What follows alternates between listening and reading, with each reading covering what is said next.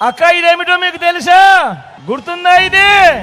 పేదవాళ్ళు ఉన్నారు డాక్రా సంఘాల్లో, మీరు తీసుకున్న రుణాలు పూర్తిగా మాఫీ చేసి మా ఆడబిడ్డల్ని మళ్ళీ పూర్వ వైభవం తీసుకొస్తాను, మిమ్మల్ని ఆదుకుంటాను. ఆడబిడ్డ నిధి కింద నెలకు 1500 రూపాయలు డైరెక్ట్ గా మీ అకౌంట్ లో వేస్తాం.